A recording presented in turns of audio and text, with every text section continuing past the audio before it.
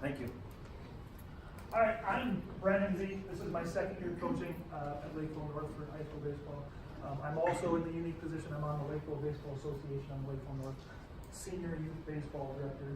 This is my first year at that. So today I'm going to talk to you. I'm going to give you my stolen merchandise.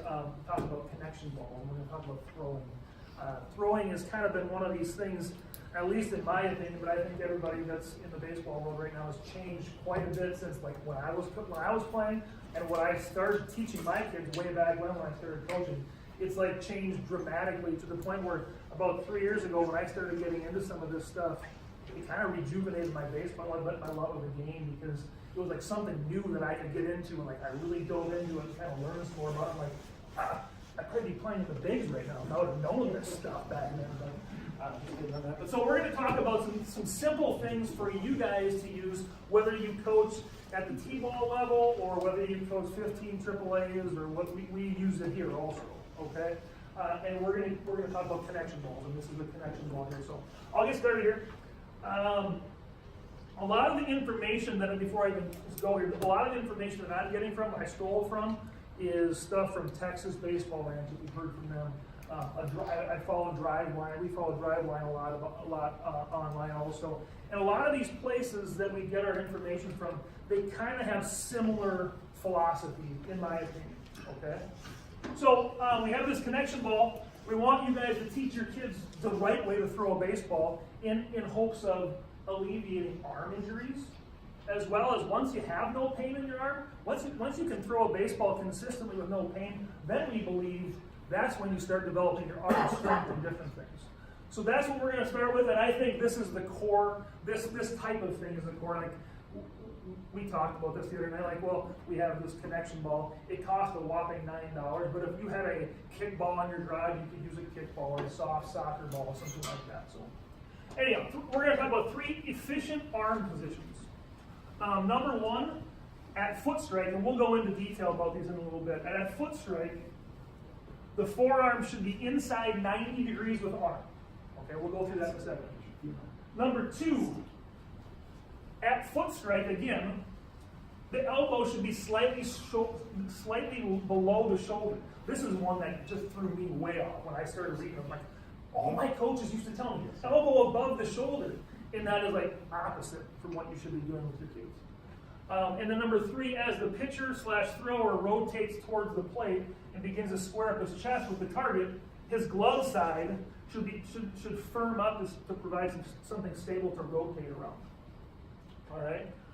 So let's take a look at some of these things. So first of all, foot strike. On foot strike, so when you throw, when your front side, that front foot hits, at foot strike, that's what we're talking about. And it says, no, these key positions were identified by Ron Wolfert of the Texas Baseball Ranch after looking at thousands of pictures of MLB pitchers, both who stayed healthy throughout their careers and those who constantly battle injuries. So Ron Wolfert, if you don't know him, he's like a total throwing geek, throwing guru. I've actually had to look, I was able to go watch or listen to him one day last year. He comes to the Minnesota Blizzard Academy, and he's really fun to listen to.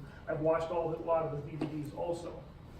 So we're taking, what they did is they looked at all kinds of pictures throughout history of baseball, and they looked at some of them and they said, well, okay, well, this guy had a long career. You know, we got like guys like Nolan Ryan, Greg Maddux, Roger Clemens, who else? I can't see them all here. Randy Johnson. And then they also looked at other people that had all kinds of arm injuries. People that I'm thinking about arm injury wise, like Justin Verlander, guy's an awesome pitcher, but he has some arm problems. Even locally, we had a guy named Kyle Gibson. We thought he was going to be really good, and then he came out and he wasn't that good around here, and he has arm problems. We'll get to those stories in a little bit. So let's take a look at this. At front foot strike, let's just take a look at the clear pictures. Greg Maddux, front foot strike, the first one. The forearm should be inside 90 degrees. So what we're talking about here is this little V here. That's inside 90 degrees. We would look at Tom Brady, and I know he's kind of a guy that you love him or hate him, but he actually does a lot of throwing work with throwing pitching gurus around the country. During the off season, he works on his throwing mechanics that way. Again, you have that arm inside 90 degrees. Nolan Ryan, inside 90 degrees. Then you have number 2, at foot strike, the elbow should be slightly lower than the shoulder. Shoulder, elbows lower at foot strike. Same with Tom Brady, same with Nolan Ryan. And again, what these guys did is they went back, looked at thousands of pictures, and they looked at all these things, and they found some, even though they had a lot of these pitchers and a lot of these throwers had different, I don't know, like ways they threw, they had different wind-ups, there were some commonalities that they found. And some of these commonalities is what they're teaching now. And then the front side, you can see the front side, number 3, the front side, the tight front side, tight front side, tight front side, versus what I was taught, at least from my coaches, you just throw that thing out there, and that leads to some arm injuries and some problems also. Stop me if you have any questions. Hang on.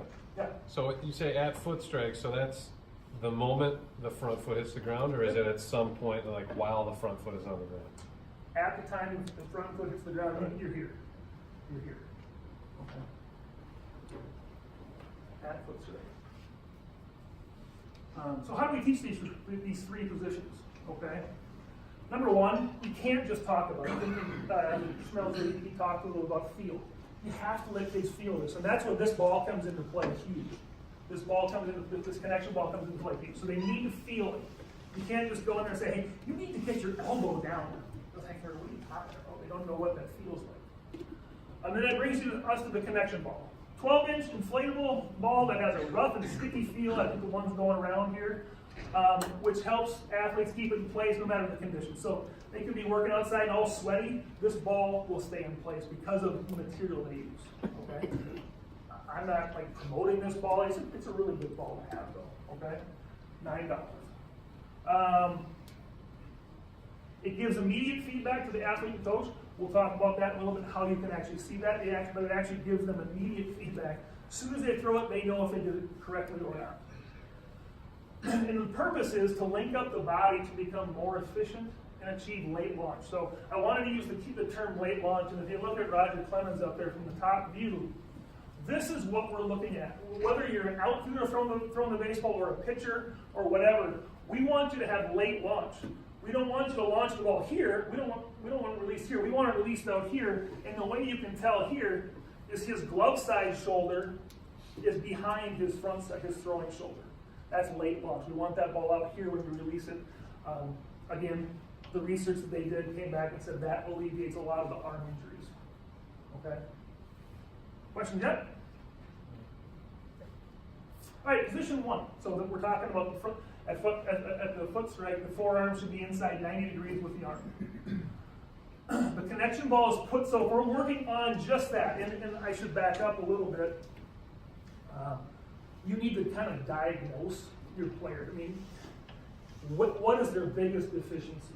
If you see them and they're one of these pitchers that the throwers, their elbows way up here, well, you should know right away. Okay, we need to get this kid's elbow down here. So how do you do that? Or in this case, we're talking position 1. If they come out here and they're out here all the time and their arm's not within 90 degrees, that's the problem with position number 1. And what you do with that, and you can see this picture here, this is the drill. And we'll probably get more into drills on Thursday if you can come back. But you'll see it here. You basically get them on their knee.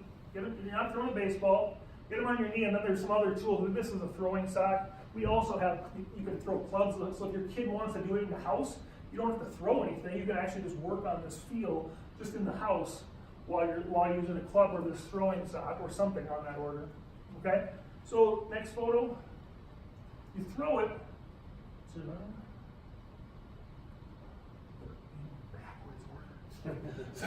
So this is number 1. That's number 2 going back. And then when you throw it, you know you did it correctly if you see the ball go either straight ahead or off to the glove side. That's the immediate feedback. Because a lot of kids, what we'll have, or a lot of players, it's not just kids, by the way, a lot of players, they'll release it here, they'll get out here, and the ball will go this way, right off the bat. They won't get that late launch. If you get that late launch, that ball's going this way. So that's the immediate feedback. Position number 2. This is that one. If you have a high elbow, you're not below your shoulder. This time you put it down here, and you throw it. You get on this thing. You go in here. You see the picture. You'll do better address this. And I will come back. And then there's the 4th. No, that's position 3. So there's not another throw. When he throws it, this ball will drop straight behind him. It will not come through. It won't go way back. It will just drop. because he had it here, and now he's coming through, and the ball just drops as you come through naturally. And it gets that feel for it. Question? You good right now? Position 3. So this is the one where the front side needs to stay in. As the pitcher thrower rotates toward the plate, we've already went through all that. We want something firm up front on the glove side. So it says the connection ball is put between the bicep and the forearm, or held in the glove side hand, so that when the athlete rotates, he squeezes the ball, which helps him firm up his front side. So when you throw, you're here and you're here. Okay. Back when I was taught, it was here, you like drove this side. Drive that elbow and throw harder. And that's not necessarily right, because what happens is you have this fly out, and all of a sudden you're doing this, and all of a sudden now you don't have the 90 degree aspect you're looking at. So you have all kinds of issues. So we want to be here, you can be here or here, and you're just pulling it here, you're holding it here, and you're feeling that ball here.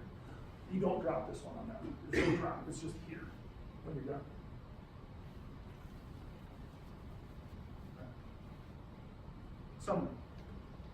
These 3 concepts are just the beginning, so there's tons of stuff after this. Once you get your kids to get this all taken care of and they're feeling comfortable with it, you can move on to things like maybe to improve their arm strength, maybe to improve their accuracy, okay?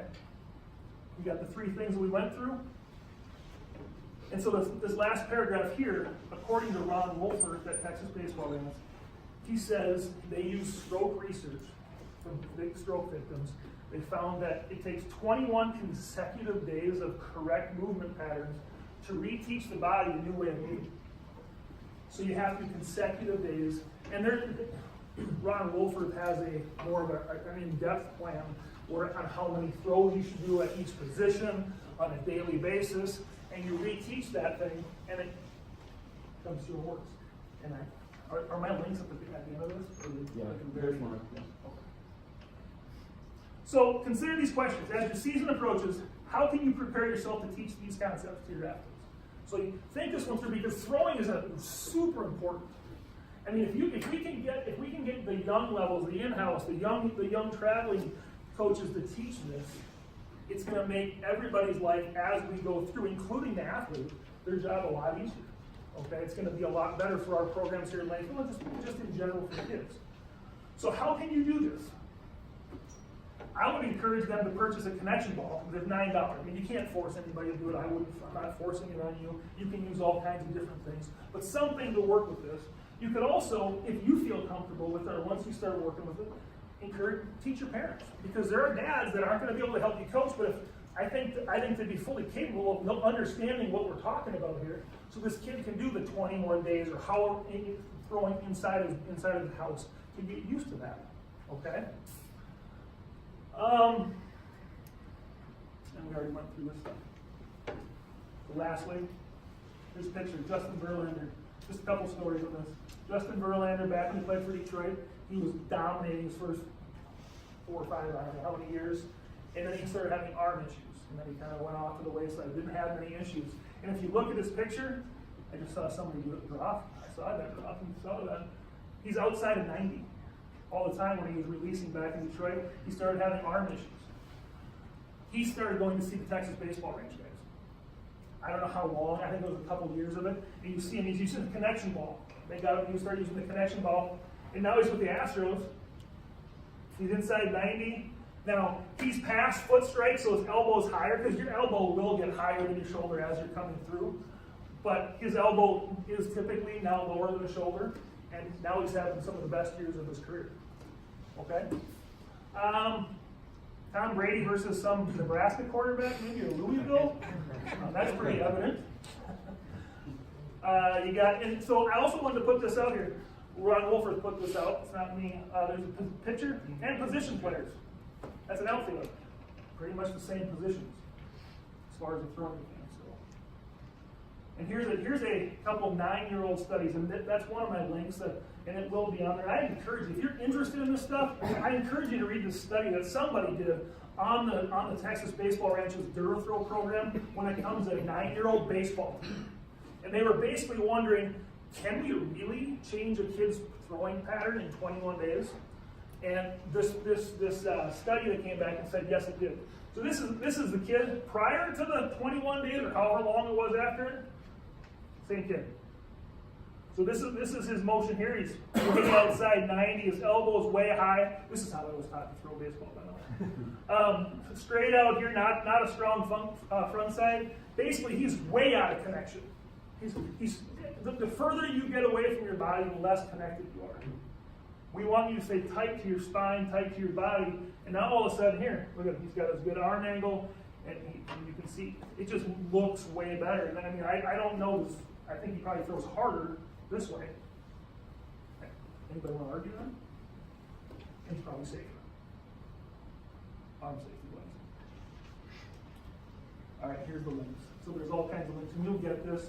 I put some articles on there about like Kyle Gibson and some Braves prospect, and Trevor Bauer, and this is Trevor Bauer, and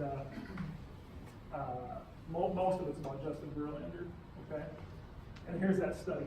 So when you get this in your email, if you want to take a look at these, that'd be great. Any questions? Bring them back on Thursday if you have them. We'll go through some of these things. That's my email. You'll get that from me too, so we're good. All right, so go ahead. Yeah, give them. So some of you that you have that 10-year-old, like how ethical is teaching. What we're really talking about is like he alluded to when we were little. It was all right. I want you to reach back as far as you can. I want you to put your hand in the cookie jar. You're on a knee. You're here. 1 time out, 2 time out, lift, turn, follow through this whole thing. And so what we're finding through their research and kids that we've seen is it's more about the dynamic warm-up, moving to get loose, running to get loose, and then playing catch. And then spending time trying to figure out where he's disconnected and what are the biggest disconnects. The ones that we see all the time for us is the kid that he comes into the gym right away and he's already disconnected. He's putting all of this strain. Yeah, and they're the ones who complain about their elbow all the time, so you know who they are. So the first time this season you hear someone complain about their elbow, maybe think of this, because that'll just be, that's your reminder. Like, that's a kid who needs this then, or else he's going to continue to have firm troubles. Right. So any little, you can get the smaller dodgeballs that might fit a smaller player, but it's really about playing catch. And he's going to talk a lot about the fielding and catching, stuff like that. But looking for that disconnect so that they can play catch properly. And then you can incorporate that into your practice plan that we can extend and play catch for a longer period of time. And you have parents, we've alluded to, that want to be involved. Some of them want to really be involved. Some of them are really, really good at being involved. So you got to find jobs for them to do.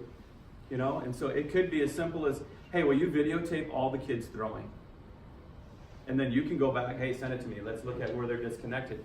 They're out there. And there's all kinds of tools, apps that you can get for breaking down film and sending it back to the kid, and them sending it to you, or you sending it to us, and then we can look at, hey, where's there a disconnect? And so it puts people to work. It empowers people that they can be invested in helping, so that when you have the discussions, hey, what does he need to work on, or what can he be working on? Well, we're seeing this disconnect, and I think it's affecting his ability to be effective. But then you can help teach them how to, because we're not always going to be there with them. Their parents obviously are. So they can help work with those kids and make them better. And that's the ultimate goal.